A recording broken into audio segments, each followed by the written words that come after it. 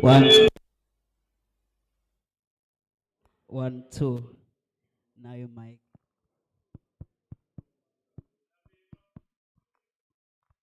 Hello? Niyaphila? Hello? Niyaphila? Alright, ngicabanga ukuthi ngeze ngimoshe isikhathi esiningi, umuntu ubhizi wenza izinto eziningi. Ingakho vele ngicasuke uma ngifica iklasi yezingane ezibanga umsindo. And serious, uma uthi uqhubeka kuba ngumsindo makusaphuma uthisha. Zokukhipha uhambe. And never expect ukuthi uzobuya anytime next week. Yabo nje bani bo 153. Uma khona bazokwenza izinto ezirong, mhlambe sizophela sibe 130. Ngizocacisa nje. Ama result plus i-behavior. Ama result plus i-behavior. Kuyamesha ke vele. Kodwa ke akusona istage sami lesi. Okwami is very simple. Ukuthi ngizokwamukela nama students, ngizobiza ama students because ngiyacabanga iningi labo basemavarsity. Ibona uzobalalela kangcono ke bekutshene ukuthi kwenzakalani evarsity. Into abazoyikhuluma lapha phambi kwenu ithatheni serious and nibe nama contact. Not bona bodwa. Uma umfundi wa matric, make sure una ama contact abantu abasema tertiary. Yabo nje naso ngitshela bazosi ukuthi ku-apply kanjani. I don't care. Uyangizwa? I don't care. Ngangisuka kwaHlabisa ngemoto kaMasipala ngiye eThekwini ngo-2006-7. Siwanda ama-CAO form. Siwagcwalise emotweni, sihambele izikole. Si-apply izingane. Kwanina niyazi leyo, nazo online manje. Kwagcwalisa ama-form. La ama-page awu-4 mangakhumbula kahle. Sigcwalisa i-form, submithwe, umuntu ethole waiting for decision, ethole of offer. Ngaleso sikhathi ayikho i-campus engangayazi yaseThekwini, yase-KZN ukuthi nani. Qale ngoye ngize UKZN, ngiye uMangosuthu, ngiye DUT. Ngangiclear. Into inesikhathi sayo ke. Kwahamba ya expire leyo nto. Mangithi I don't care, I don't mean akubalekanga. Ngeke kwenza into eyodwa 4 years, yabo? Ngoba colleagues, uthi mawukhuluma nezingane, yabo laba basasilaleli. Yes, makusho thina ukuthi hey, go to Mangosuthu wenze i-engineering. Aba understand babona ngathi awazi lutho. Mhlambe makukhuluma nina bazozwa kangcono. Ngoba mhlambe nisesendimeni yini yasemavarsity. Nama bursaries no NSFAS nama sponsors. So ilokho abazokhuluma ngakho la. Ingakho ngithi lalelani ebese ngithatha leyo information negcina ngoba nizoyisebenzisa makuphuma uMarch sekumele nenza ama application. Nibaceleke bephinde bebuye makuvala izikole bezona applyisa using ama cell phones enu. Lawa anwagcina ekhaya hayi esikoleni. Ilokho abazokwenza ke sengithi angidluliseke Mr Shusha uintroduce ithimba lakho bese niyaqhubeka neprogram yenu. Nihlonipheke nilalele futhi up until iprogram iziyophela. Ngezwakala. Nibuze imibuzo izobe ibheke kubona hayi kithi. Nibuze nikhululeke ukuze ube clear. Awukwazi ukufunda ungazi ufundelani. Uyabo? Mawufunda ufundela ukuthi uyazi futhi uku-achieve ini ama target. Ade ngibonje umunye umzali ethi manje uyofundisa manje. Ngiyofundisa manje ngo-12 to 4. Ngangibuza ngifundisa phi. Umzali ingane yakhe ayenzanga kahle. Ngithi ithole by physics, ithole level 6, imaths level 5. Level 5 ubani 60%, level 6 uba 70%. Engathi bayachoma abanye abazali. Ufuna level 7 inganini. Yabo? Bese wena jabule level 2, 3. Unenkinga. Thank you very much. Sanibona. Ninjani? Okay, igama lami ke ngumlondolozi ngwakashusha ngiwakhona khona la around ngicathi okubalulekile lokho ukuthi ngiwakhona around so size la namhlanje as i-limitless access so it is a non-profit organization or company sisebenza nje ngama-funds hayi mhlambe njengoba size la size mahhala so but we always cater ama-sponsors for ukuthi sikwazi ukuqhubekisa ama-objectives ethu so size la namhlanje ukuthi sizonika ulwazi about ama-career sizokwenza hlahle i-career exhibition so that sizonika ulwazi about ama-studies ngeke sikhave yonke into but we usually bring information esibone ngazi ukuthi mhlawumbe ibalekile so umlando nje wenkampani saqala ngaqala ngine-idea ukuthi ngenze ama-study guides e-maths ne-physics sasenza-ke i-study guide se-maths but sangaphumelela ngenxa yokuthi mningi imdanta ka-Department of Education so kwaphoqa ukuthi ngiyeke indaba ye-study guide but inkampani ngase ngiyirejistile so ngabona ukuthi instead ukuthi mhlawumbe inkampani ingabe saqhubeka yabo at least ake senze something ephilayo ngaye organization so we decided ukuthi-ke asike senze-ke ama-career exhibition looking at unemployment ke South Africa angazi noma mhlawumbe aninaka kakhulu mhlawumbe busy no TikTok kakhulu unemployment eSouth Africa iyabheda kakhulu futhi nje youth emhlabeni wonke iSouth Africa ibalela kuma countries ane youth unemployed kakhulu so lo nto kufanele kufanele inenze ukuthi emqondweni ningakhuleki ningavuki nje njalo ekseni ukuthi hayi noma engiqeda umatric yabo into zami zohamba kahle kufanele ube nale mindset ukuthi yini ekufanele ngiyenze ukuze ngizokwazi ukuthi ngibe semathubeni yabo into kanjalo so i-vision yenkampani ke kwakuyilokho ukuthi sifuna ukuthi ke singizoyifunda nje i-vision ngesingisi ngicathi niyasazi sonke isingisi so our vision as i-limitless access to see future leaders excelling in careers once seen as impossible, breaking societal norms and thriving in paths that are less recognized but full potential. So sethu ukuthi sinibone ni-excel ama-careers yabo abebonakale impossible so siyazi ukuthi emakhaya kunalo mqondo ukuthi hayi ingane yomZulu ngeke indize ngebhano yabo into kanjalo those are careers that are less recognized but ane-full potential ngenxa ukuthi ama-job opportunities khona kulezo ndawo lezo alright so isifiso sethu ukuthi sinilethele lawo ma-careers lawo ukuze nizokwazi nani ukuthi nibe exposed to those things ningakhuli nibe nomqondo ukuthi hayi mina ngimele ngibe udokotela ngimele ngibe ummeli then mungasabanga ummeli shuthi impilo yakho isiphelile yabo because abazali nabo bayaba nalo pressure ukuthi ngeke ngifanele ngibe udokotela kanti akusisona sonke sizoba udokotela yabo into kanjalo so kunabanye kufanele benze ezinye izinto then i-mission yethu is that we are intended to shape the mindset of the future leaders inspiring them to explore diverse career path for a successful and fulfilling future so mesikhuluma ngo-diverse sikhuluma ngama-career path ahlukahlukene yabo ukuthi umfundi waka-matric awungacabangeli endaweni eyodwa awucabange out of scope out of ama-career options enisuke ninawo nikhula nifundisa ngawo ey'koleni yabo so into yethu iyona lento so we usually conduct ama-career exhibitions ama-career guidance and mentorship whereby ngizohlala nawe phansi ngixoxe nawe sibonisane ukuthi okay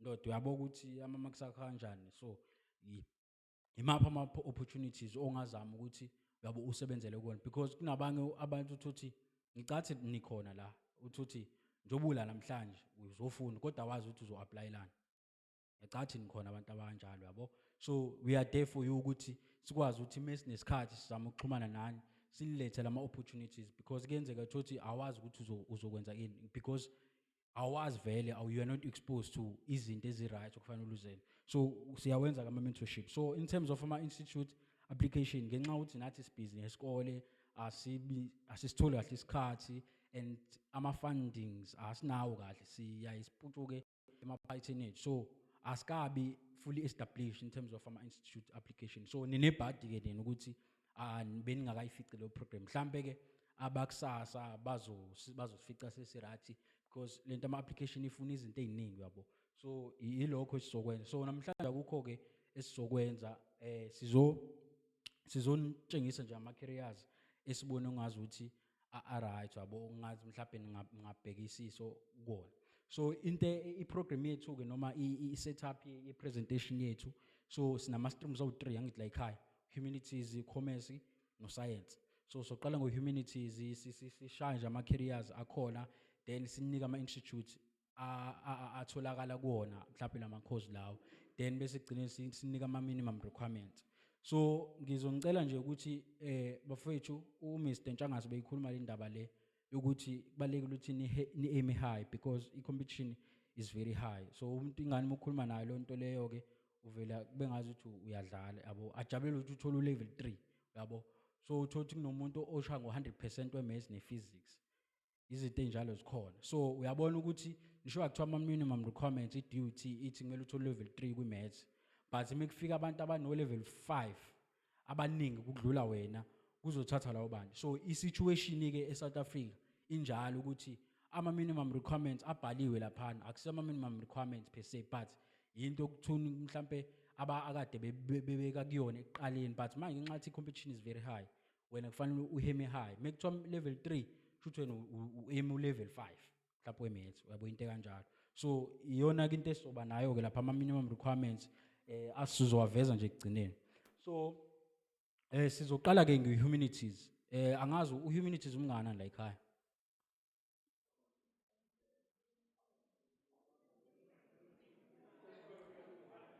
Okay. So humanities-ke, initially we wanted to introduce ama-careers kwaka-science yabo.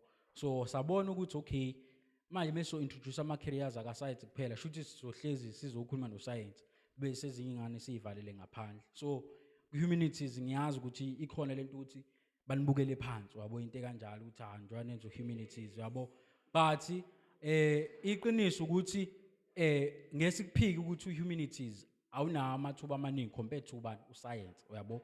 But into ekhona eyiqiniso ukuthi khona kwa-humanities akhona ama-opportunities, but okufanele ukuthi ube nakho emqondweni ukuthi mengenza lento izongisebenzelaphi yabo into kanjalo, because abantu bagcine befaka nje hayi mina angiyopheka yabo, angisho ukuthi ukupheka ku-wrong yabo into kanjalo, but kufanele nawe ubheke phela ukuthi hawu pheze usungavele unless umuntu ufuna ukuba uchef, ufuna ukuvula i-catering business, nawe uyakhuluma-ke manje-ke musukhuluma ngalo mqondo. Kodwa ungitshela ukuthi ufuna ukupheka ngoba uthi ukupheka uyakuthanda ekhaya, ubahlula bonke yabo into kanjalo, shuthi uzosebenza ehhotela ushiswa amabhodi laphana yabo into kanjalo. So kufanele ube nomqondo ukuthi uma uthi ufuna ukupheka ngempela iba nebhizinisi at least yabo. So ngokucisha ifoni la because bazongiphazamisa.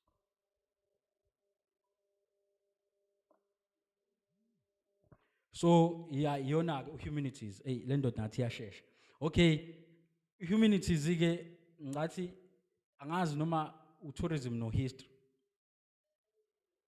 Tourism no history. Tourism aninayo. History ne geography ne mislead. Okay. No, it's fine. I even checked ukuthi ama courses aka tourism niyakwazi ukwenza nina ningena tourism. But usually lawo ma course thothi i-Bachelor of mhlawumbe for instance njenge CA yabo, CA mina ngenza i-science, mina ngafunda u-science. I-CA mina as umfundo wenza i-science ne-maths ngikakwazi ukuyenza ngingayenzanga i-accounting ngenxa yokuthini, ngenxa yokuthi accounting is not like the major subject ukuthi kuphoqelekile ukuthi uyenze. It's just that mengenze i-accounting e-high school kuba i-advantage. So kungenzeka ukuthi nina njengoba ningenayo i-tourism ningakwazi ukuthi niwenze nakhunjani ama-course aka tourism, ukuthi mhlawumbe ningaqala nenze i-diploma bese kuyimani nenze i-degree. So i-diploma-ke ijwayele ukuba u-3 years, right? 3 years. I-bachelor it's a degree. Mengikhuluma i-bachelor shuthi i-degree leyo shuthi 4 years lo, but-ke medicine-ke ujwayele ukuba u-6 years or 7 years yabo. So kuyadepend.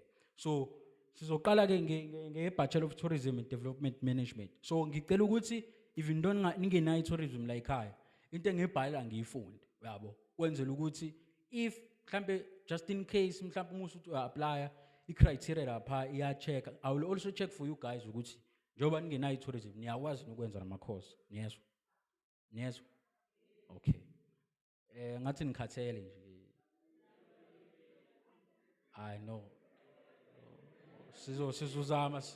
Sizozama ukuthi sisheshe but indlala mfethu nathi silambile. Okay. Bengicela ukuthi kuze mhlawumbe singaphazamisana yabo. Ofuna ukuhamba mhlawumbe avela aphume ngoba nothisha ngathi abekho yabo. Kwenza ukuthi singabangelani umsini because nathi sichithe isikhathi sethu. Kwenza ukuthi kuzoba nenakho njani. Ofisa nje ukuhamba angahamba umnyango uvulekile. Siyabonga. Okay. Okokuqala ke sine Bachelor of Tourism Development and Management. Bathini ke ngayo? Bathi it's a program that focuses on understanding, planning and managing tourism related activities and projects. Then career includes tourism development practitioner, travel and tour operator or heritage and cultural officer.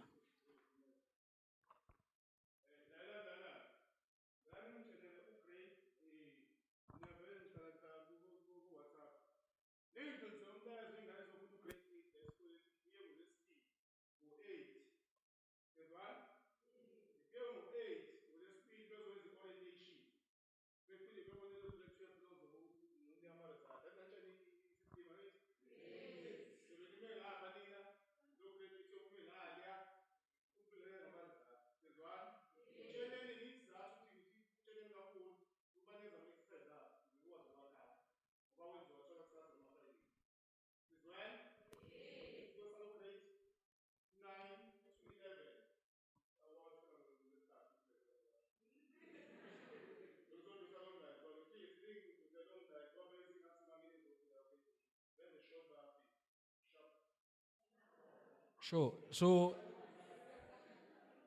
njobe ngisachaza ke le degree ngeke ngigxile kakhulu kuyona kakhulu but yona ikusiza ekuthenini ukwazi ukuthi uma uyenzile ukwazi ukumanage and plan ama tourism related activities. So siyazi ukuthi tourism is all about ukutravela nani. So le course le yakusiza ukuthi ukwazi ukuplana since kuyi degree uyakwazi ukuthi uplane lawo ma activities uphinde ukwazi ukumanage. So ukwazi ukusebenza as a tourism development practitioner and travel operator heritage. So ama institutes okwazi ukuthola khona UJUP I think Nelson Mandela University. So awudlule mfethu. Then bese siba ne Bachelor of Hospitality Management. Bachelor of Hospitality Management focuses on managing service-oriented business, particularly in hotels, restaurants, resorts, events, and tourism operator. One can work as a hotel or lounge or restaurant manager or even hospitality entrepreneur. Lenta tengisho ukuthi hospitality management, noma hospitality per se, is not all about ukupheka. It's all about hospitality. The word hospitality means ukuphatha kahle.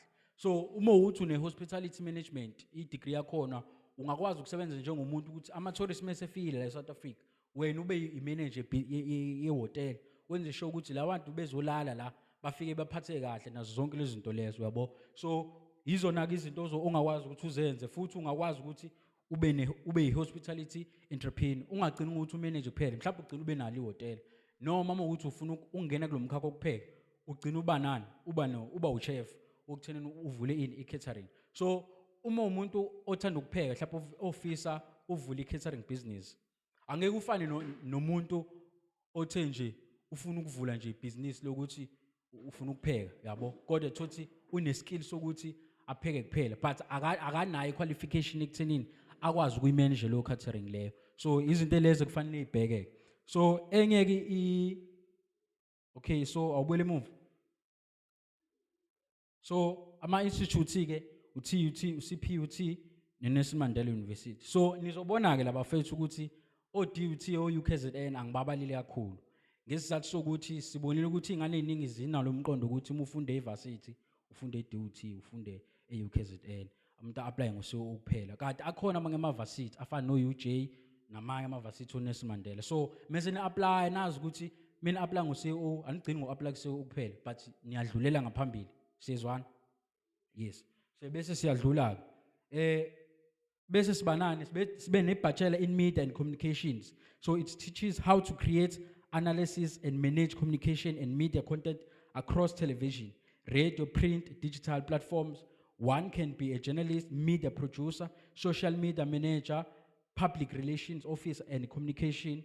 Lastly, a content creator. Content creator, angikhulumi ke nge-content creator nje kuphela, but i-content creator yabo ayikho ingizozo yabo into kanjalo. Ama-content creator yabo angazi ngayichaza kanjani yabo. So hayi content creator fethu uthi uyadansa ushaya leyo content kuphela. Content yangampela yabo esile. So le uma ukuthi ufuna ukusakaza mhlambe uba i-radio personality noma mhlawumbe uba uproducer into kanjalo ungayichecka le course le ebathi i-Bachelor in Media and Communication. So if umsakazi ofundile ama degree lawa awufani nomuntu onekhono nje kuphela. So iyatholakala ke eNelson Mandela University, UJ nase Northwest University. So yeah, bese siyaqhubeka ngicathi ukugcina le kwa humanities. Bese siba ne Bachelor of Social Science. Social science. It looks how humans behave, how government and politics can develop to people. One can work as a community developer practitioner, government administrator, public policy specialist. So, le course lena ke njobe bechaza ukuthi it actually looks at how people behave. Ubheka ukuthi abantu bahlala kanjani emphakathini and yini wena into ongayenza as umuntu oyenzile le course ukuthi uba develop. So abantu aba interested into efana nepolitiki ekuthenini mina nithola ama resources lapha nenze sure ukuthi emphakathini niyabanikela ama resources. Hayi ke laba abadla imali yabo. So bafundile nabo ukuthi yini esidingayo somphakathi but bayidla imali. So siyabadinga abantu abazofika bayifunde le course le bafike babe osopolitiki aba right. So ziningi izinto ongazenza besides ipolitiki, ungangena kwa government, ube i-government administrator, public policy specialist, whereby uzobeka nje ukuthi imigomo nembandela yasemphakathini kumele ibe kanjani, uyabo into kanjalo. So itholakala eNMU, University of Northwest University, bese kuba University of Fort Hare, bese kuba UP. So le nakunjana ke i-right uma ufuna ukwenza political science, mhlawumbe uqale ngayo i-Bachelor of Social Science, bese uzokwazi ukuthi wenze political science. So abafuna ukwenza political science nayo ngecourse abangayenza ukuze badlulele phambili. So ngicathi njengoba ngingaphethe amaphepha ngiyanotha down la emakhanda. Yeah. Awudlule. So ama minimum requirements ke alama course overall. Ake ngithi M30 points. 30 points. Ngathi seniyawazi ubala ama point angithi. Niyawazi ubala ama point? Okay. M30 points at least to level 5 kwi okay ngoba tourism nayo ke. It's fine. At least level 5 kwi history ne English, then u level 4 kwi maths lit, more ukuthi nethi maths lit. At least level 4. Qale lapho nje unga M level 3. Level 3 uyakunciphisa kakhulu uyabo into kanjalo. So yilokho ke bafethu ngicanga ukuthi if ukhona imibuzo ekhona ka social ka tourism, I mean ka hospitality, ngicela mhlawumbe singalivula ithuba njengamanje. If ninemibuzo kukhona into esingakwazi uyiphendula, singakwazi ukuthi sixhumane eceleni sinike lo information sinitholele kunabantu abazenzayo lezi zinto, because we don't want to give you information wrong bese niyoyi verify lapho uthi wrong bese nithi hayi labafana laba isource yabo wrong yabo into kanjalo. So siyahambulisha ngempela ukuthi if into esingayazi sizosho ukuthi asiyazi sizama ukuthi sinitholele. So ngicela unombuzo noma ungezwanga kahle, uma uthi awuzwanga kahle ngicela ukuthi sikhulume eceleni. So ake khona umbuzo ka hospitality ni right, ayikho cause ofuna ukuyibuza mhlawumbe uma ukuthi ufuna ukuyenza noma mhlawumbe awuna i-clue, mesibona ukuthi sidinga ukuthi sikhulume kakhulu singakhulumela ngaphandle. Akekho noyedwa ozomela hospitality, I mean humanities.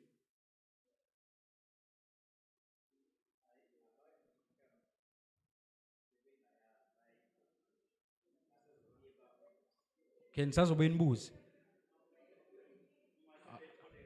Okay. Okay, ningasabi ngibona ngathi niyakhuluma emaceleni.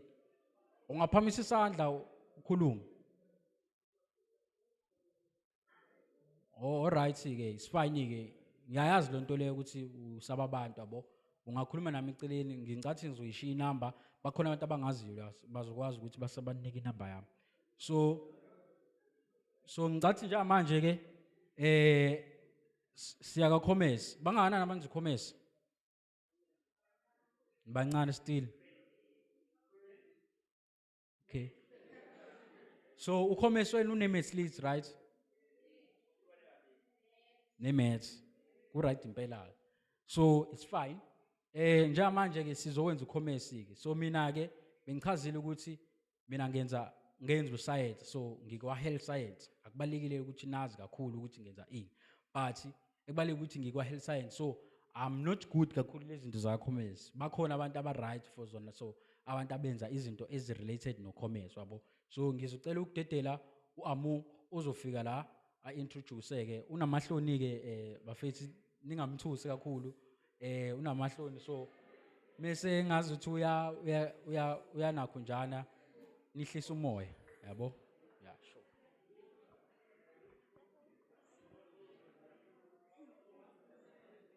Sanibona.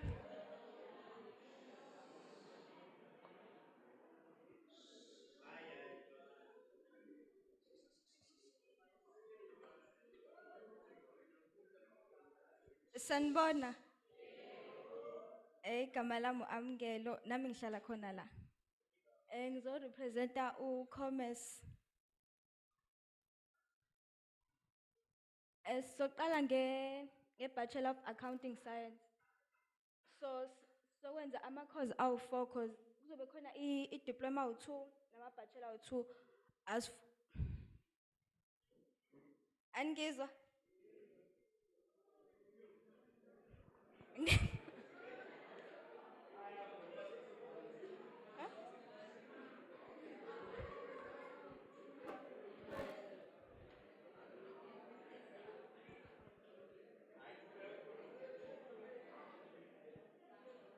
Okay, so qala nge-Bachelor of Accounting Science.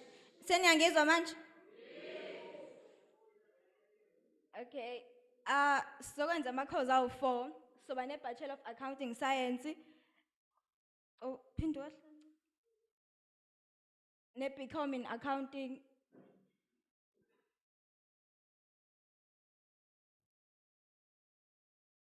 Oh, bese kuzoba ne-diploma in taxation, ne-diploma in internal auditing. So isizathu sokuthi singawafanga kakhulu ama-diploma amaningi cause asifuni iy'ngane za-commerce zicabanga ukuthi mawuya mhlawumpe uyokwenza ama-course le-university khona ama-diploma kuphela. So sizofana nama-bachelor ne-BCom in accounting.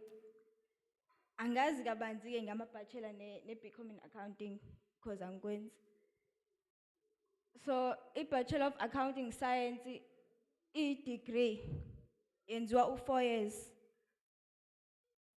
Uma ngaphane mhlampe ufuna ukuba i-CA, ngiyacabanga ukuthi abafundi commerce bayazi i-CA ukuthi yini. Niyazi ngani? Yeah.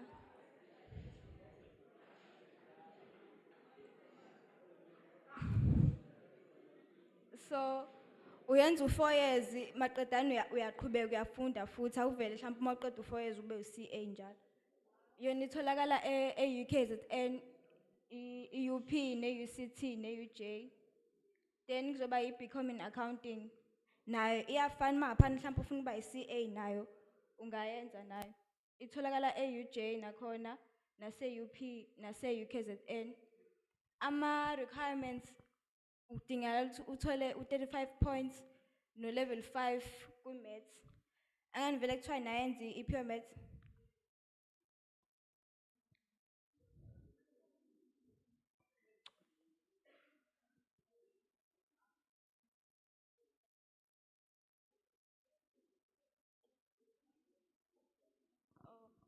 Okay, nayi-ke i-diploma in taxation.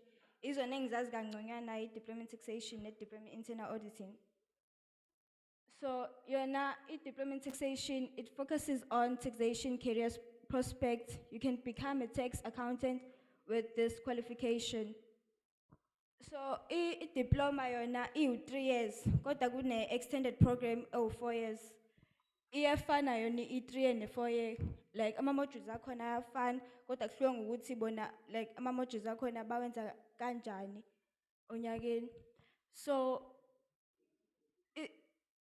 itholakala e-DUT nase-TUT. Ama-requirements akhona kumele mhlawumbe uthole u-33 points no-level 6 kwi-maths leads. no 4 noma u5 kwi-maths. So ngiyajabula ukwazi ukuthi niyayenza i-maths because masuwenza le diploma in taxation uzothi uyafika le phambili e-university uzokwenza i-pure maths. Ayikho i-maths lit. So mina ngaba nebhadi ukuthi ngangenza i-maths lit esikoleni ngathi mangifika le phambili kuyowenza i-pure maths kodwa ngenhlanhla ke ngayiphasa.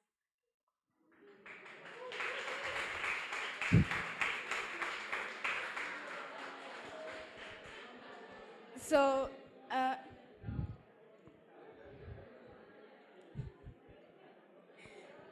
imsebenzi ekhona kwi-diploma in taxation ungakwazi ukuthi ube i-tax advisor ne-tax consultant.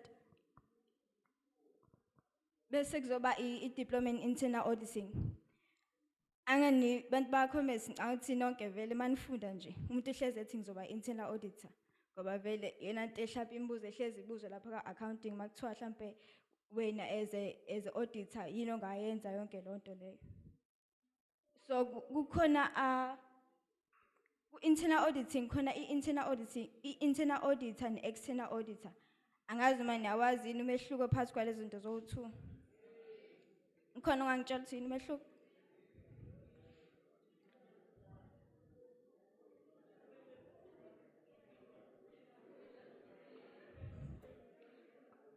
Ukhona yini ongangitshela umehluko?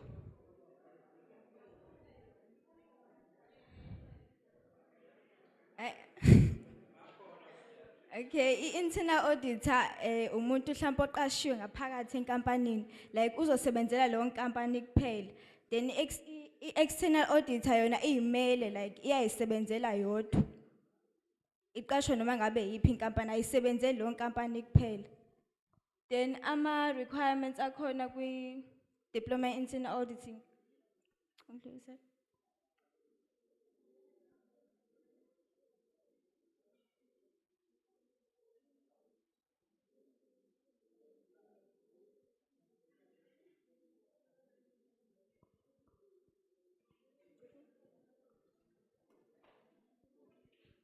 Oh, nakhona iyafana ke u33 points no level 6 kwi-maths lit no level 4 or 5 ku-maths.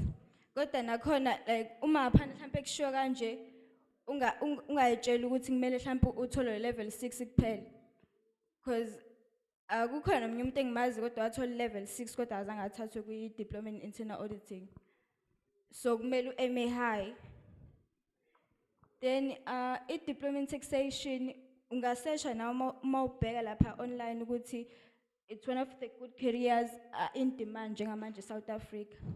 So nakhona uma uthi since u3 years angimele mhlawumbe uqede lapho kumele uqhubeke wenze advance uma ukuthi vele ufuna ukuba i-CA nakhona usengayifundela i-diploma in taxation kodwa nje kumele lokhu uqhubeke ufundile awugcini nje lapha ku3 years. Ngiyabonga.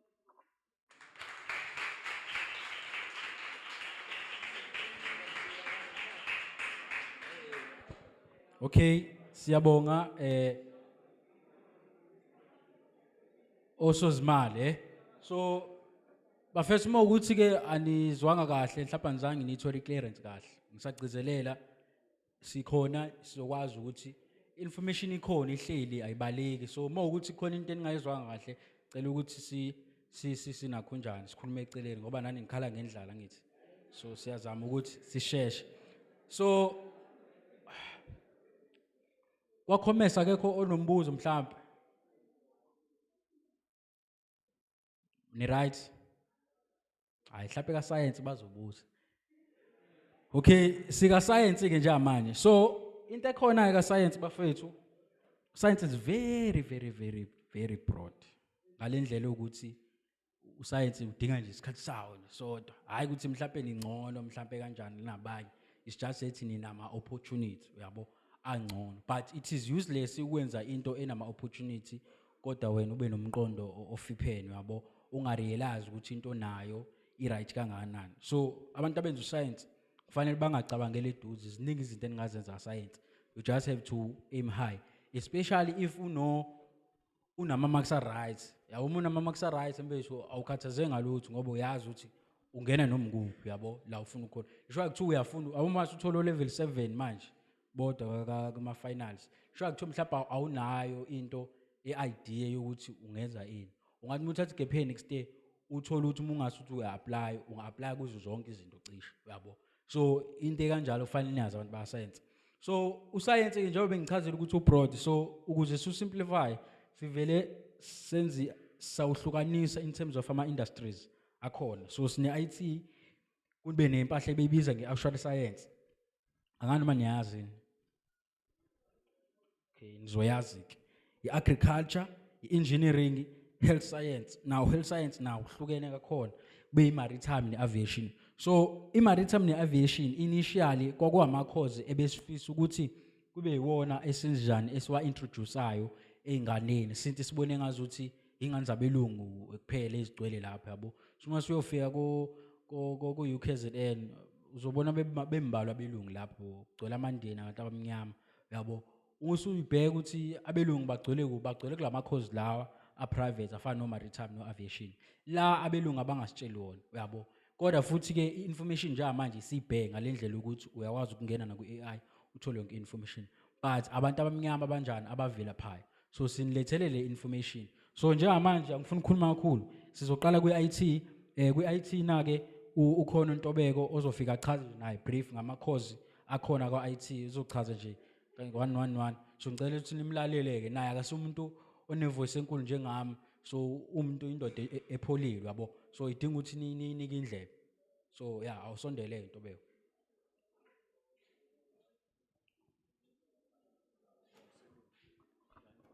Sanibona. Ninjani? Igama lami uNtobeko njengoba umlondi seshilo. Ngiyazi IT ayikho la ekhaya. Nami high school ngangayenzi IT kodwa ngayenza eVarsity. Mhlambe nizoyithanda, mhlambe sasobona. Anizwa? Angizwa? Angizwa? Namanje angizwa? Okay. Oqala khona computer science. Nisangizwa? Okay. Computer science is a study of computers and computational systems, including their theory, design and development and applications. So, ka computer science bafunda ama computer ukuthi asebenza kanjani. Basically theory ye computer bayayifunda bayaprogram. So if uthanda ukucoda angazi ukuthi nawazi ukucoda. If umuntu othanda ama computer i-computer science is for you. Basically, IT is for you. Ne. Angezwa? Oh. I-computer science ungayithola e-UCT, ise-Wits nase-UP. I think wonke futhi ama-university of technology ayiphethe computer science. Ne-UKZN abayifakanga futhi. Bese kuba yi-software engineering. It involves coding, system design and application development. Bachelor's degrees in software engineering or diploma in software development. So software engineering basically abantu abasebenza ama-bank kakhulu ba restore i-system ukuthi hlezi isebenza. So if i-system kubizwa ama-software engineer azoyilungisa. So ifoni yakho njengoba ishesha yabo mongena WhatsApp ukuthi iyashesha ithatha isikhathi ama-software engineer enza lokho. Itholakala eStellenbosch, ise-Uni nase-UP.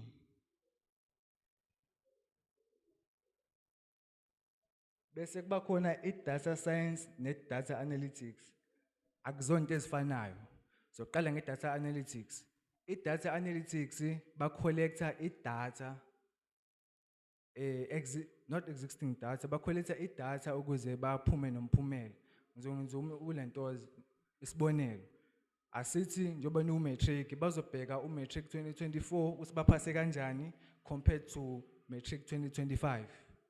Babone ukuthi if 2024 baphase kakhulu no 2025 bazo predict data science sorry. Data analytics uzo collector information kahle kahle. angazi uchaza kanjani data analytics.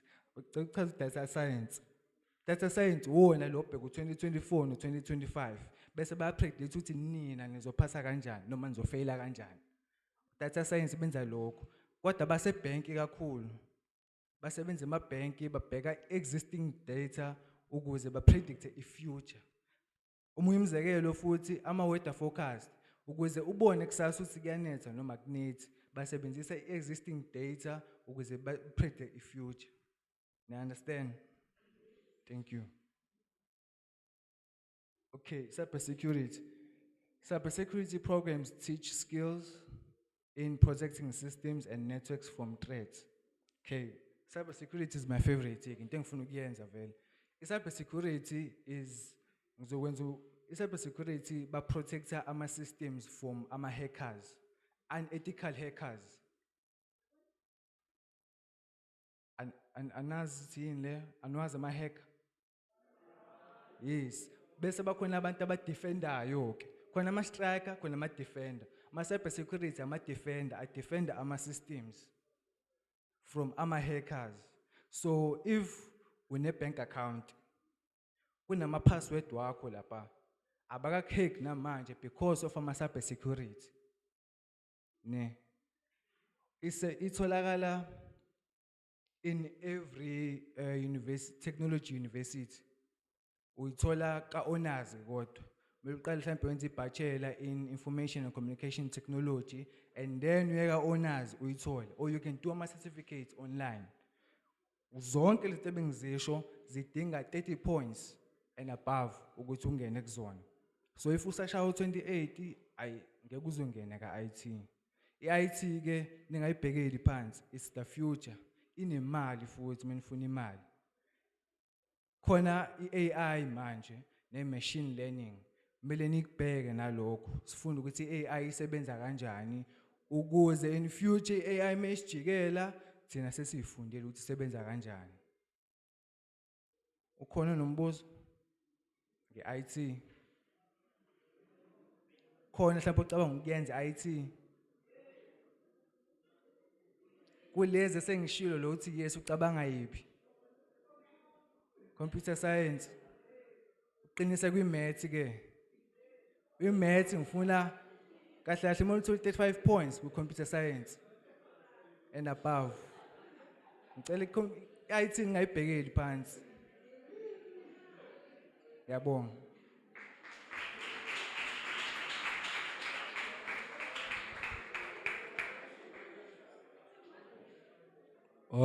Okay.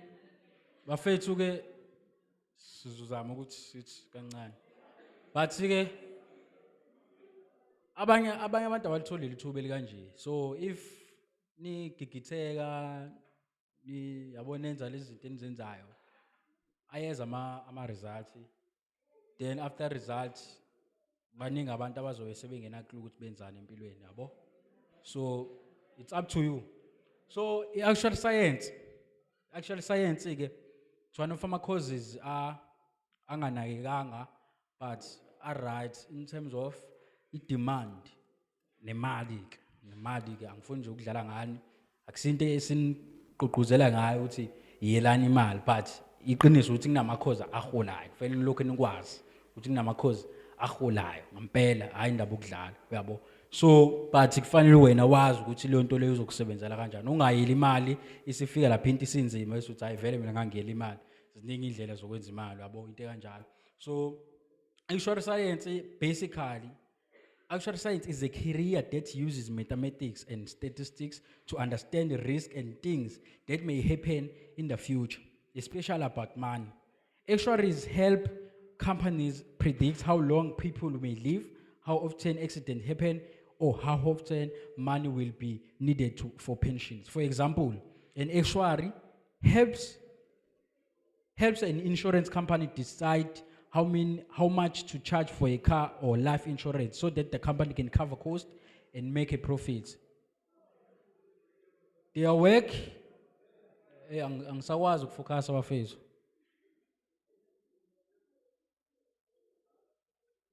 Okay, so their work helps businesses and government plan better for the future. So ama-actual science-ke senza kakhulu i-maths ne-statistics in such a way, sazofika kuma-requirements, in such a way, u-level 7 we-maths is a requirement.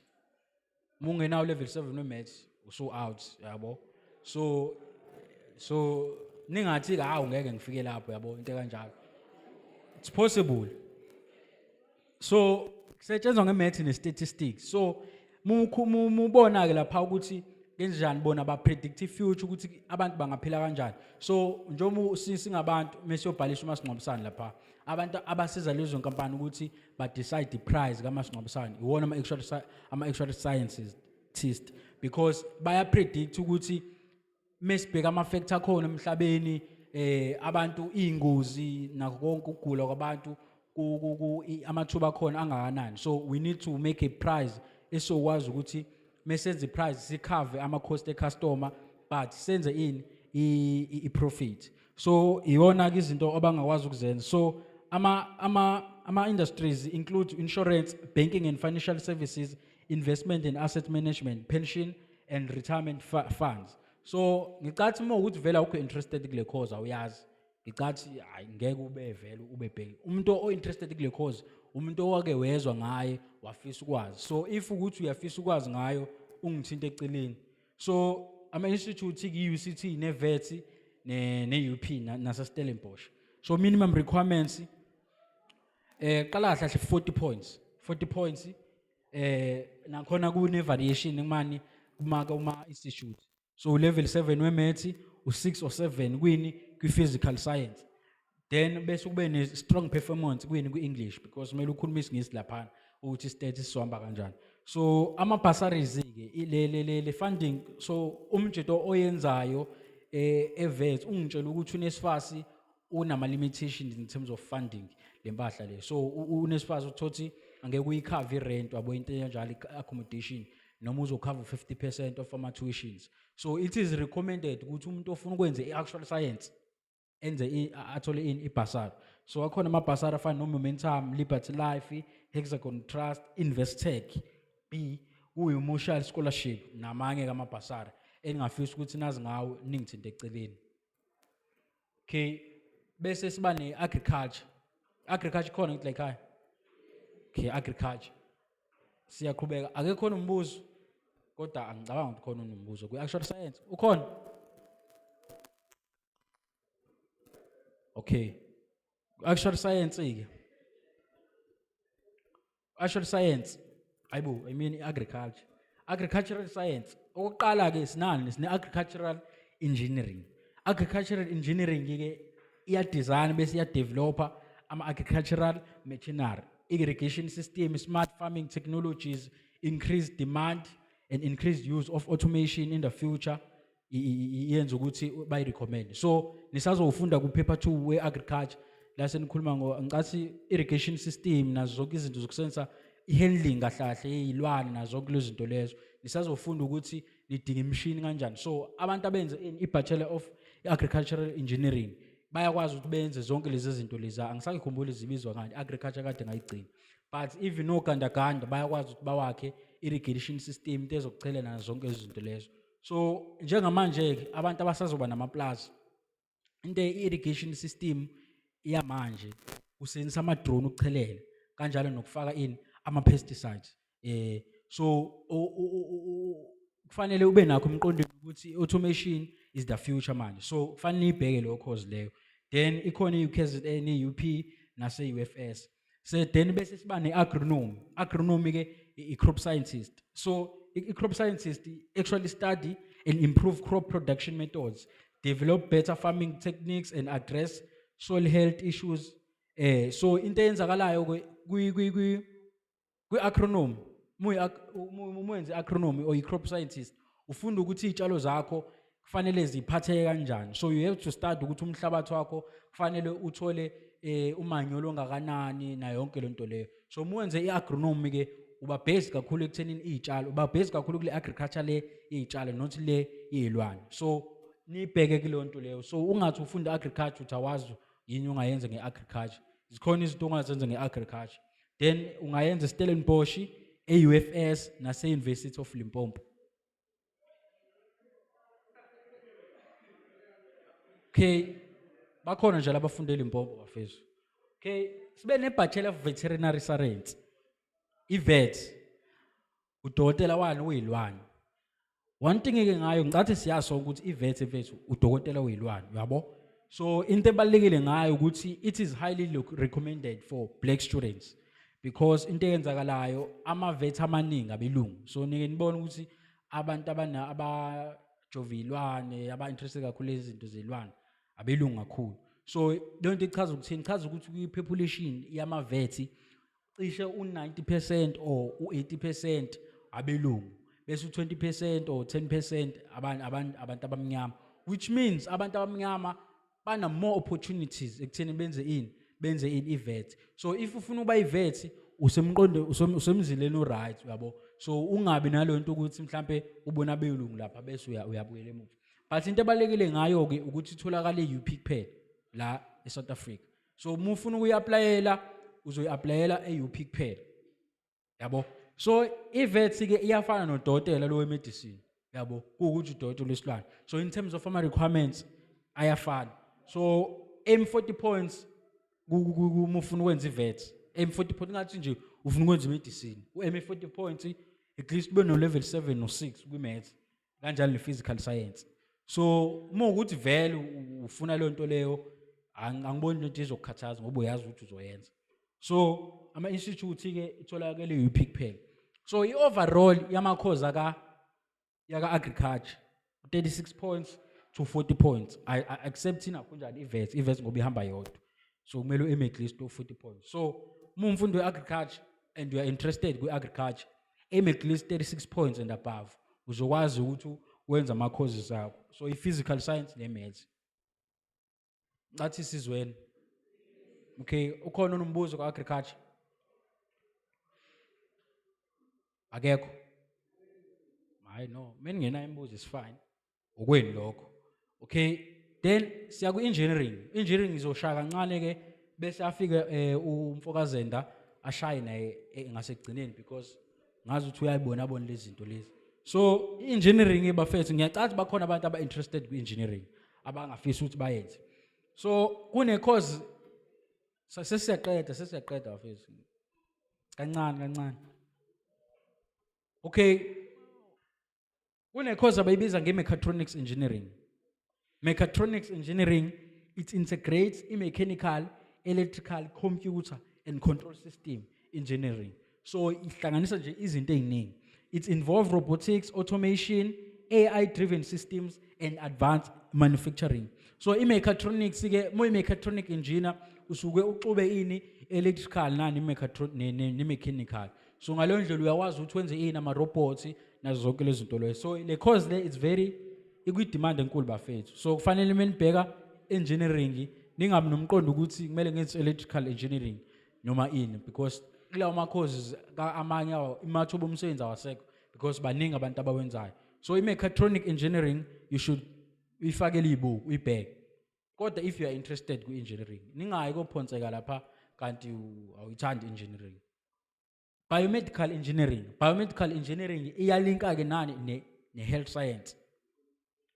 So biomedical so kunamagama ke engizowabiza la mhlawumbe ningeni understand kahle banizozama ukuchaza. Implement engineering principles and techniques in the solution of problems in biology, science, life science kahle. Then medicine, dentistry and veterinary science. They design and develop medical instruments and devices like cardiac valves, surgical implants. So ama biomedical engineering kahle o-engineer baka health, yabo? O-engineer baka health abazokwakha ama-instruments nazo zonke izinto zokwenza ekuthenini odokotela nawo bonke abantu abadela no-health bakwazi ukuthi benze umsebenzi wabo. So mesikhuluma ngama-cardiac valves, sikhuluma ngevalve yenhliziyo. Uthi unenkinga yenhliziyo, inhliziyo yakhe ivalve yenhliziyo yakhe siyabhedla, sekumele bafake ini ivalve ewumshini noma eyinsimbi ukuze ukwazi ukuthi igazi lakho liphampeke kahle. Noma ama-surgical implants. So uma ukuthi uphukula umlenze, we need ama-biomedical engineers abazosakhela imlenze ekutheni sikwazi ukuthi mesenze surgery sikufake lo mlenze lo, uyabona into kanjalo. So into kanjalo ke ama-biomedical engineering abazenzayo. So bafethu nibheke kanjalo nalezi zinto lezi zama CT scans, MRI, yabo ultrasound. Zenziwa yibona abantu biomedical engineering. So muthi ukhulelwe wenze ultrasound laphana la into bayifaka yona imishini leya ukuthi babone ingane. So yakhiwe yini ibiomedical engineer leyo ke. So asikho lapho ke. Okay. Then itholakala eyashesha le ndoda. Itholakele vet eUP nase Cape Peninsula University.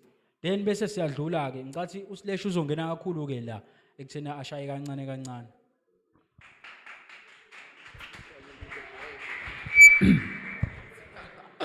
Sanibona. Ninjani? Siyaphila nami. Abanye kubenu bangazi ngaleli elinye igama ke. Kodwa igama lami nguXolani, yabo. Ngizochaza ngendaba. Cela nithule.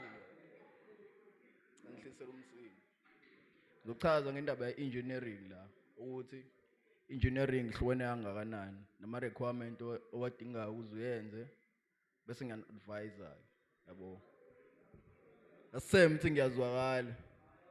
Ngizwakala. Yazwakala.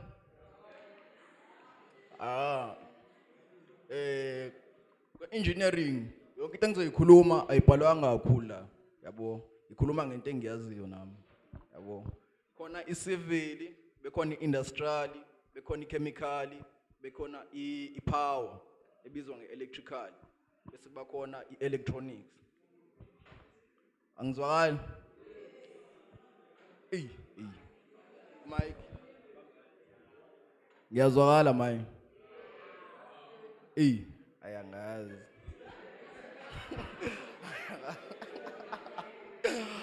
Ya, ngizoqala nge-electronics. I-electronics ke yona engineering le edila ngezinto ezincane, yabo. Njengalezi zinto lezi ama-laptop, amafoni, ugesi omncane, yabo, engakubizwa nge-electronics. Idila ngogesi omncane.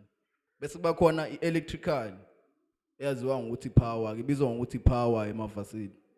Yona ke idila ngogesi, yabo. Bonke labantu labo babakabanibani abalungisa ogesi. Abantu abasuke beyifundelile le anti akuvele kuthatha umuntu nje. Kuthiwa hayi.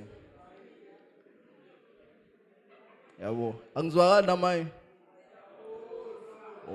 Hayi, siyasho. Bese kuba khona ke i-civil ke ilabantu laba abalungisa imigwaqo, abakha amabhilidi, yabo, zonke lezo zinto. Abantu ke iningi izinto khona lapha ezenziwa. Abanye uyafunda bese uyidecide wena ukuthi ufuna ukufocusa kwini. Uyayikhethela ukuthi hayi specialize la, athi hayi omunye ngifuna ukudila nemigwaqo, athi omunye ngifuna ukudila ngokwakha izindlu, athi omunye ngifuna ukudila ngokuthi izinsimbi lezi zakhiwa kanjani, ama-chemical kanjani, ama-products kanjani, yabo. Bese kuba khona ke i-industrial nama ngazi kodwa kakhulu, kodwa izinto, yabo, ezitholakala le kumakhampani amakhulu ko Transnet kanje engena noma i-engineering engena noma ikuphi engineering, yabo. Ngena lapha ya ma-industry, mangaphandle kuma-logistics bangena noma ikuphi nje, yabo. Bese kuba khona ama-requirements ke adingakalayo, wonke ama-course anama-requirement akhona, yabo. Mhlambe njengokuthi nje la e-KZN CO athi hayi no, sifuna u-20 u-28 noma u-30 oyiminimum ukuthi ungene, yabo, kulawo ma-course.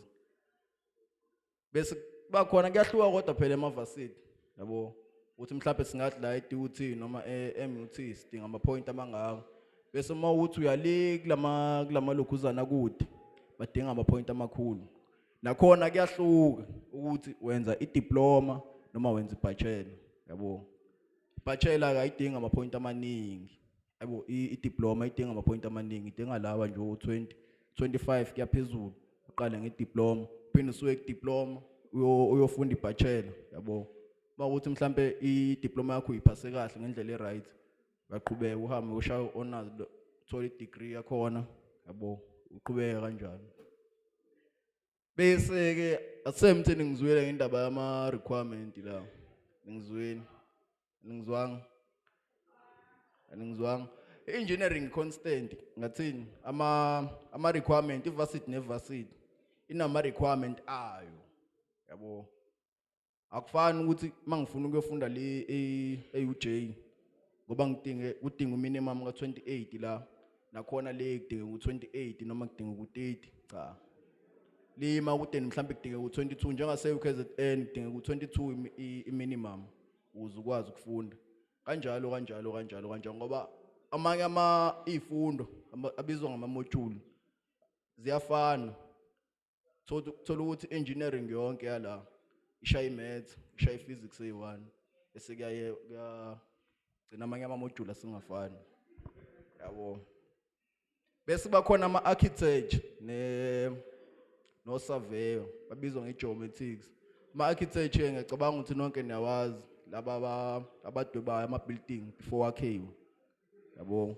bese bakhona no surveyor ke laba bafike bapopole lapho ukuthi okay singakha kule ndawo umhlabathi wala unjani uthambile uqinile ngoba so great indawo engakanani yabo ya bese kuba iadvise ke bafethu ukuthi nenze kanjani la matric balekile ukusacrifice bafethu nathi sacrifice sayeke izinto eziningi ngenxa ukuthi yabo senza umatric yabo sacrifice nje mawukuthi mhlawumbe uyabhema kakhulu uthi ukuhlisela kancane yabo ngoba wenza kayi1 umatric yabo enokwenzeni kwakho kwesibili sokubhlungu ngoba ipressure suke soyizwa la ngemuva yabo balekile nje ukuthi sacrifice nje ukuthi mawubona ukuthi uthanda izinto eziningi ezibhedayo uthi ukuhlisela kancane uzoqhubeka after wona yabo wenze sure ukuthi izifundo zakho ziyabalansiseka yabo level 4 5 zonke izifundo wenze sure nje ukuthi hey uyaphasa na kahle ngoba awukwazi ukuthi uyafika lapha evarsity mina ngiyifighter mhlawumbe ifighter nilazi nina yabo athi uyafika umfundi uphase kahle bese athi level 1 noma level 2 mhlawumbe kuyimaths noma physics angikwazi ukumsiza lo muntu ngoba udinge ukuthi ubalansisile ama point lawo abaleka kahle mangaphandle ubalansisile wangabalansisanga mhlawumbe ushaya ngo 66662 hayi angikwazi ukona ukusiza yabo balekile nje ukuthi ubalansise focus hlisela kancane emjolweni nezinto ezibhedayo nje ukuhlisela kancane 1 year enjoy impilo yakho yonke yabonga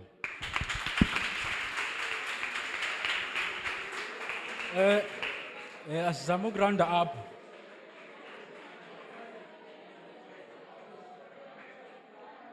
sesiyaqeda bafethu sesiyaqeda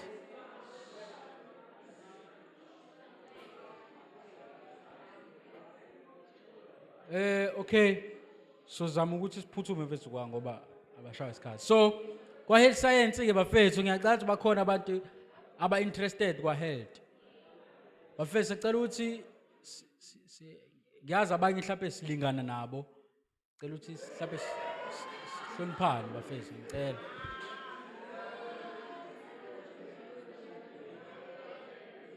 cela sizameni bafethu ukuthi sihloniphane ukuze sizoqeda nathi sikuze sizohamba siyophumula yabo sicela once mhlawumbe umsindo uthi ukuncipha kancane once ngisho akuthiwa mhlawumbe esikhulumayo awusakuzwa okay uhealth science ke bafethu oqala soba ne dental science or i dentist so i dental science iya diagnose and manage ama oral disease includes oral cancers and systematic condition affecting oral health so i dentist idila nje kahle nomlomo ukuthi unenkinga emlonyeni uneuhlungelwa izinyo nani i dentist iyakwazi ukuthi ithole ukuthi lo nkinga le ikhozwa yini yabo it's either into ephuma eceleni noma mhlawumbe into ekhona la emlomeni so uma ufuna ukwenza leyo nto ke leyo wenza le degree le bathi i program of dental science so yona ke iyayibo 5 years i5 years ibani i bachelor in dental science so ama institutes include UP isefakho Mahato University bayibiza ngeMedunzi and iCPUT so iyona ke ama nakhunjana atholakala kuyona but akhona namanye ama varsity njengo UKZN It's just that angifuni lokho nginixina ngo-UKZ no-DOT ekubeni sazo-apply ku-COO. So then bese siba ne-dental therapy. Dental therapy ke focuses on preventing, care and reducing oral health inequalities. So umehluko ke phakathi kwe-dentist ne-dental therapy. I-dental therapy yenza sure ukuthi umlomo wakho awubi nazo inkinga. So uma ukuthi unenkinga mhlambe yamazinyo, ubolelwa amazinyo nani, which is a risk yokuthi ungaba nenkinga engagcina affect umlomo wakho. I-dental therapist ke yona iyakusiza ekuthenini ukwazi ukuthi lezo zinto uyi-prevent, uyabo into kanjalo. So awafanele lawo ma-course, kufanele wazi ukuthi ufuna ini. So yona ke i-3 years to 4 years, so umehluko ulapho. Then yona itholakala e-UKZN, SMU nase-University of Western Cape. Then bese siyadlula i-Bachelor of Pharmacy. Ngiyaqala bakhona abantu abafuna ukwenza i-pharmacy laba fethu. Bachelor of Pharmacy nje i-focuses, okay, akekho okay, sifana mhlawumbe usazoba khona. Focuses on the safe and effective use of medicine. Pharmacists work in hospitals or open their own private pharmacy. So umuntu waqala uclicks i-pharmacy le umuntu oyi-pharmacist. So ama-pharmacist akwazi ukuvula ama-practices akanjalo. So indaba ilapho ke bafethu. Then bese ke sibanane sibe ne-Bachelor of Medical Laboratory Science.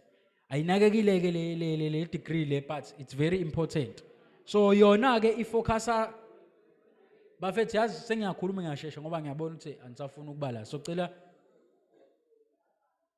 okay, focuses in laboratory techniques to analyze body fluids, tissues and other specimens for the diagnosis and treatment of and prevention of diseases.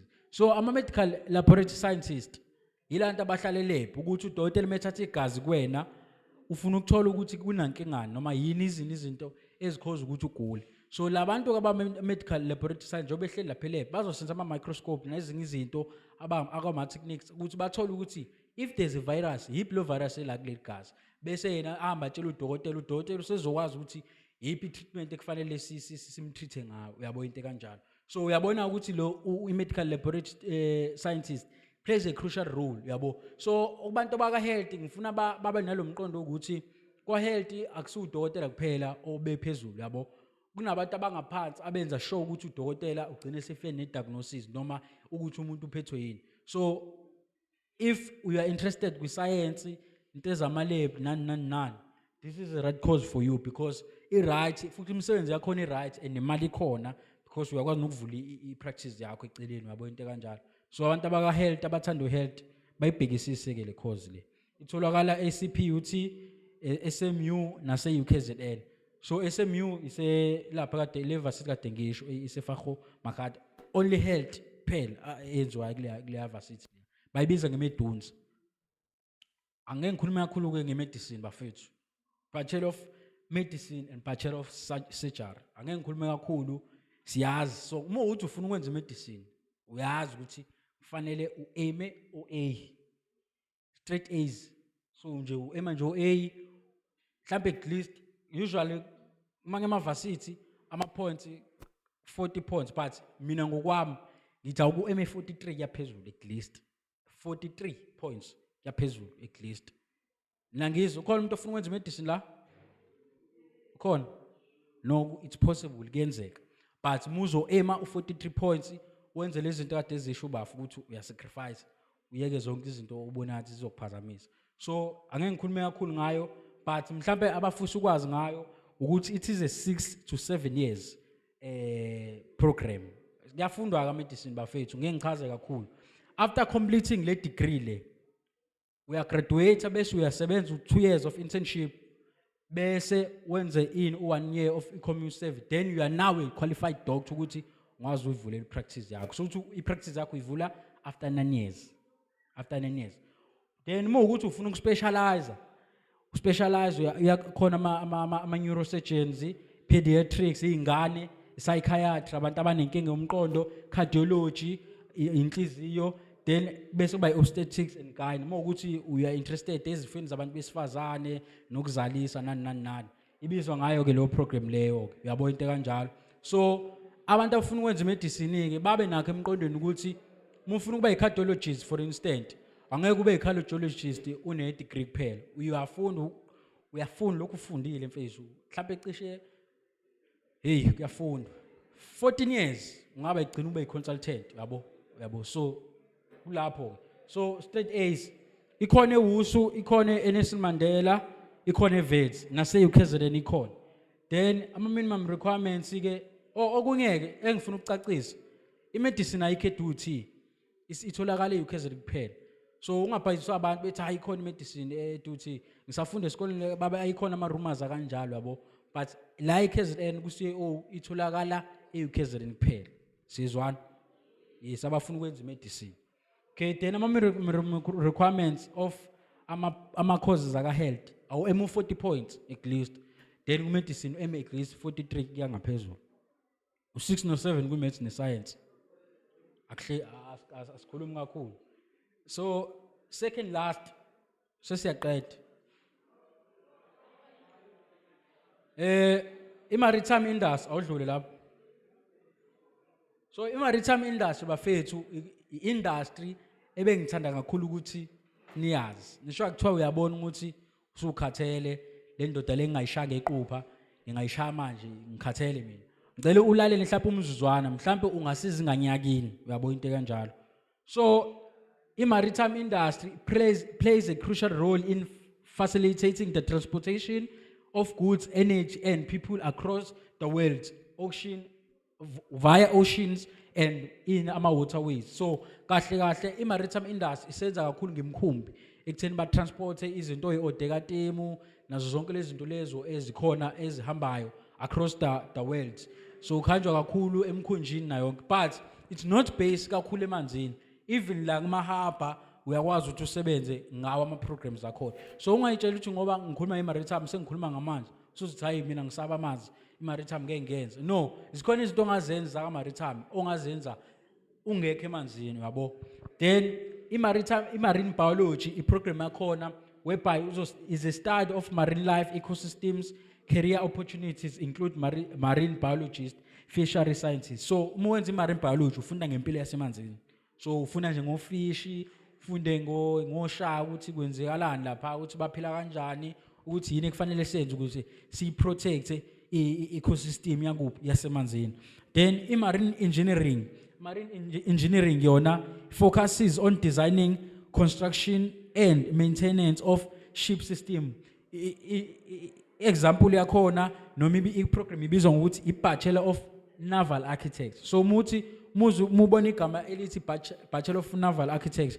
wazi ukuthi lapho ukhande emkhumbi uyayimaintain uyayisevisa wenza zonke izinto ezimachine yalapha emanzini usenza ka-Transnet bahola ke bafethu ngicathi niyazi so mufuna usenza ka-Transnet naka amakhozi kumele wenze bese siba ne-Bachelor of Nuclear Science focuses student in navigation ship operation and maritime management enables one to start as a third and second mate then progresses to a chief mate so mufuna uba ukapteni mufuna uqhubha umkhumbi yabo abantu abaqhubha imkhumbi na ikhozo oyenzayo i-Bachelor of Nuclear Science so akekho umuntu ozothi mina ngifuna ukuba ukapteni but angazi ukuthi kumele ngenze ini so na ikhozo ofuna ukuyenza i-instill emqondweni wakho then ama-institute itholakala endaweni eziwu-2 kuphela i-Cape Peninsula nase-DUT e-DUT uthola i-diploma yakhona so mina interested-ke senizoxhumana nathi eceleni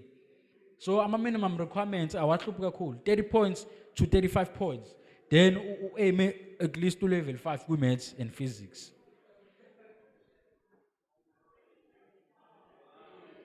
okay sesiya kwi-aviation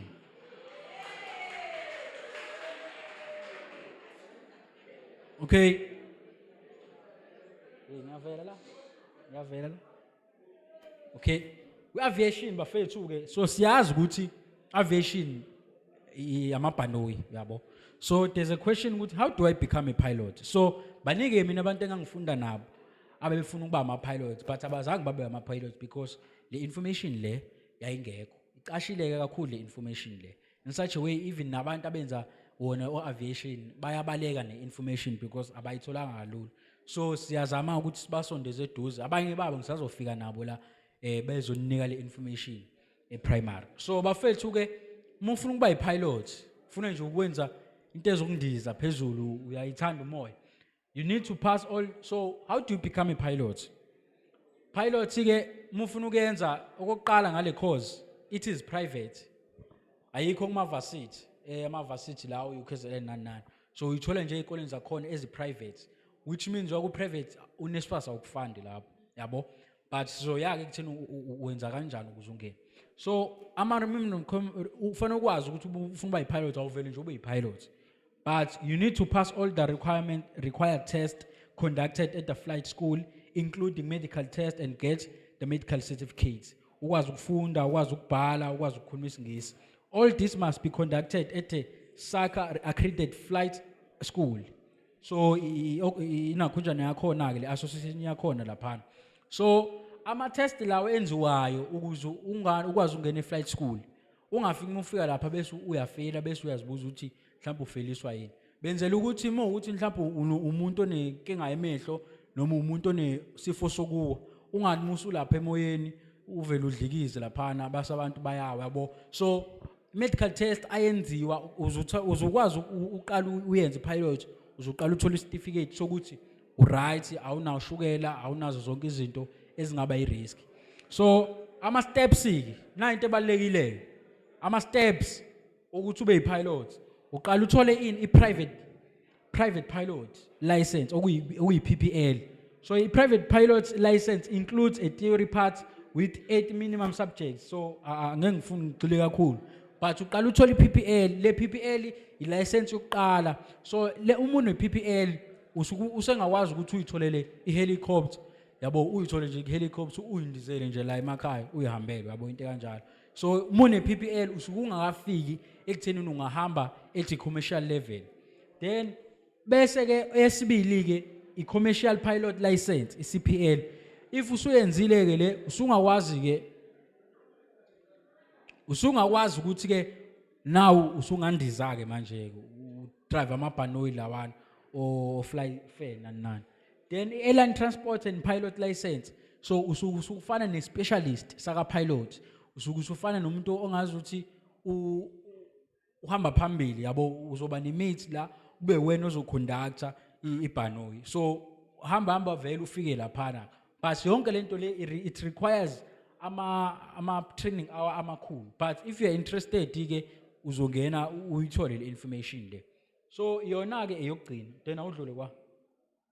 Then kwa aviation ke asindizi kuphela, asidrive amabhanoyi kuphela, but we have ama air traffic control. Ama air traffic controller ke ibona benza sure ukuthi amabhanoyi awashayisani, benza sure ukuthi imizila amabhanoyi ihlelekile nazo zonke lezi zinto lezo. So bona they are just responsible ekuthenini abantu abahamba ngamabhanoyi bakwazi ucommunicate kahle, and if ibhanoyi sekumele lende bakwazi ukuthi balende kahle. So usually you work at an airport, usenze airport. So mhlawumbe ukugcina ke le bese kuba aeronautical engineering. Aeronautical engineering wakha amabhanoyi uyawa maintain. So if you are interested into enzaka airline uzokwenza le course ke aeronautical engineering. Then okay okubalekile okay bese kuba aircraft management maintenance engineering, umaintaina nje amabhanoyi. Then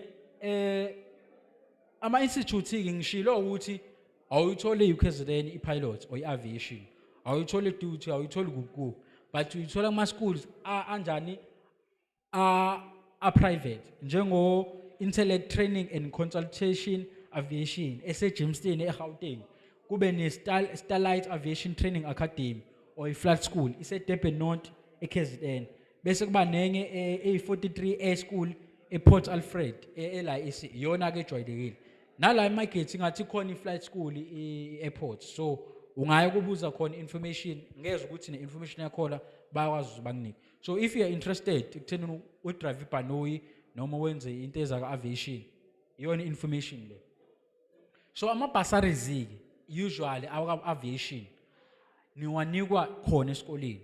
So usually izikole ezikufundisayo ziyakwazi ukuthi zikufundise, zikufande bese ziyakuqasha, yabo. So yona inamathuba ngalonto ukuthi ama-bursary amaningi ayakwazi ukuthi akufike kufundise bese yakuqasha. So nibe lapho ke bafethu. Then ke ama minimum requirements azovela ke laphana. So ama-minimum requirements for i-pilot training, i-pure maths at least u-level 5 no level 5 kwi-physics ne-maths. So kahle kahle nje u-level 5 ku-physics ne-maths konke nje amanakhunjana aka-aviation ukuze uzoba right kumele uthole level 5 ku-physics ne-maths. Siyezwana? Yeah. So ngicathi ke awudluli. Okay.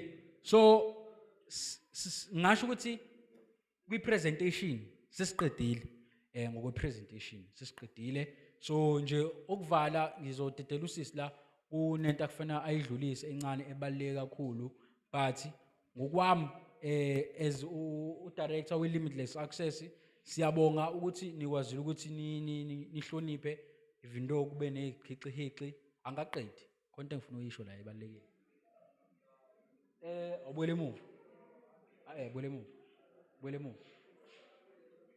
So besinesicelo ukuthi kune survey esinayo eya ku Google form whereby sizosinda link. It's just a survey anonymous futhi awubhali igama awubhali lutho. You just say nje ukuthi i-program ibinjani, so that lonto izosiza thina sikwazi ukuthi si-improve. Mokuthi siyabheda nisho ukuthi hayi cha ngiyabheda, akhona ama-option lapha. Usho umuthi no, usho ukuthi no, uyabo, kodwa ube honest phela, ungagxeki ngoba uzonda, uyabo. Usho nje into honest ukuthi okay cha mina ngithandile into kanje ukuze sizokwazi ukuthi lesi state sisiqoqe. So i-link ke angazi noma khona mina ama-class rep, but ngingamnika no Mr. Ntshanga sekuthenini anifakele ema-groupini ka-WhatsApp. So ngicela ukuthi uma seniyenzile leyo nto leyo nizongena laphana ku-link, kumele ube ne-data then ubese uyaselecta lapha izinto zakhona. Bese it's just a survey esitshengisayo ukuthi sihamba kanjani.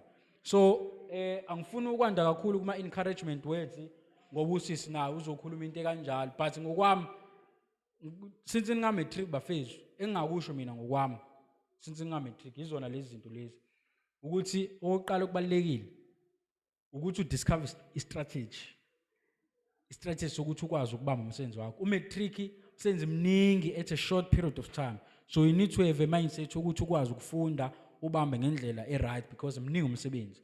So iyona into okuqala ke uma ususidiscover i-strategy hlala kusona strategy, ungalokhu ushintsha ama-strategy because lento izokubhayisa isimo sokumele ufundele i-final.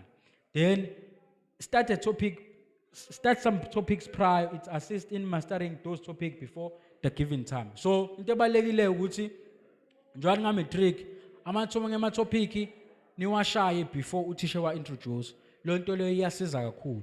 Then okubalekile bafethu ukuthi nikhethe abangani kakhulu, nikhethe nje abangani abakahle, niba choose wise labangani. Ningabhayisisana yabo nje nihleka la kuhlekwe then mase kufika ama final siyahlukana. Amunye ubuhleka naye thothi isimo sakubo si right yabo, wena uma usufika la uphika nabangane isimo sakini asikho kahle. So umngane wakhe angawufeli matric kodwa thothi kube kunama truck namatekisi, but wena awunayo i-backup yabo. So singabonakala ngathi sichitha isikhathi, but u-2027 uyezwa yabo, abanye bazosho ukuthi hayi cha babeqinisile. So ngokwami ukubonga nje bafethu ukuthi nikwazile ukuthi nisilalele. Ngiyazi nisakhathele, but nisakhathele okuncane, nisazokhathala kakhulu. So so yilokho nje engibonga mina. Ngizocela ukudlulisela kusisi la bese asondele naye uzobriefa kancane bese ayaqeda.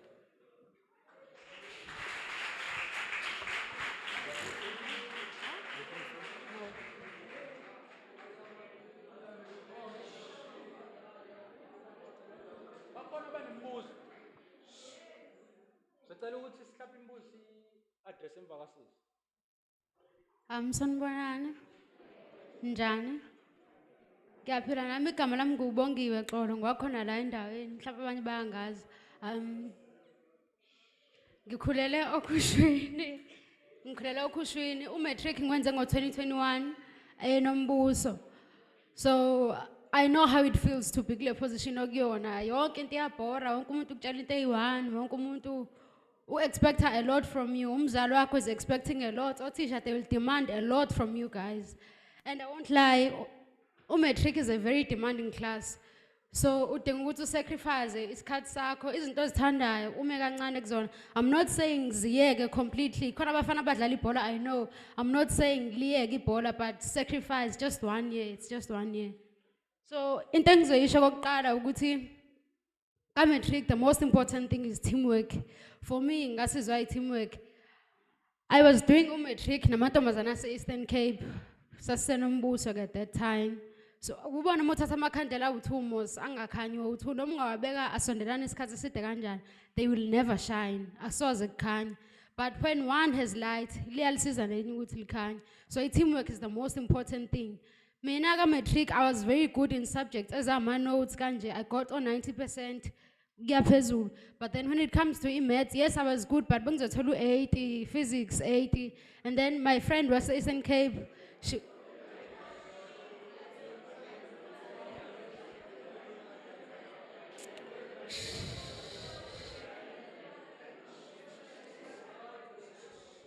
And then umngani wami lo ngikhuluma ngayo wase-Eastern Cape, she was very good in maths. Wayithola 100%, 95%. So into esiyenzile after iprogram yasesikoleni yonke isystem ebekiwe, we'd have our own time. Ngimfundise lokho engikwaziyo, angifundise lokho akwaziyo.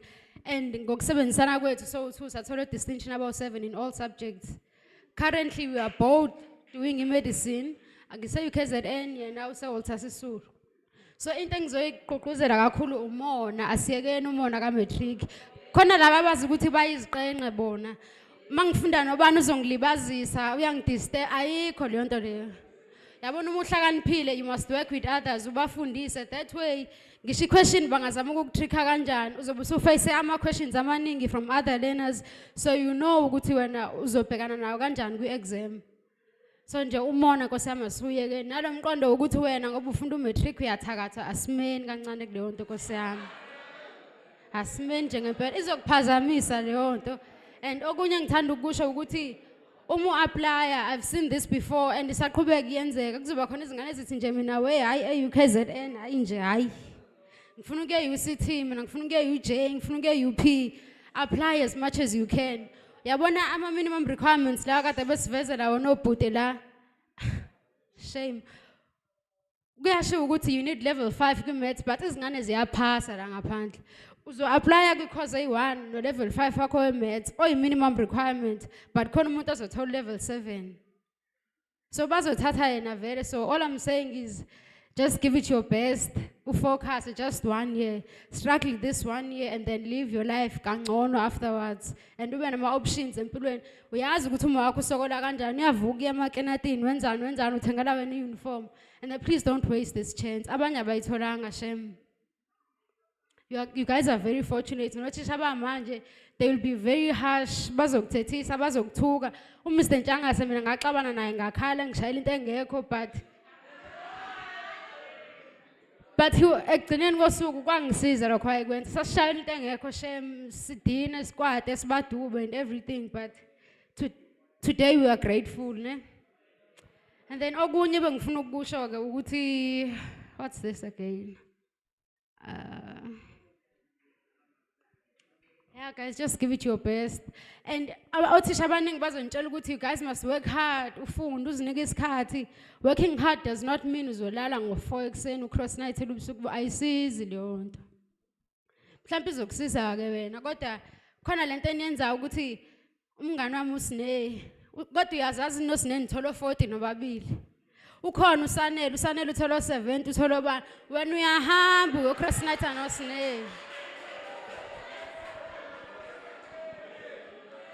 Mase wena uyahamba uyocross night noSine niyaposta kwi-status locking in uposte incwadi angeke ukusize, angeke niproduce ama-results. So zisondeze nabantu aba-right, ungasabi ukucela usizo. I-pride nje ka-matric angeke ikusize shame, ungabi ne-pride. Thank you.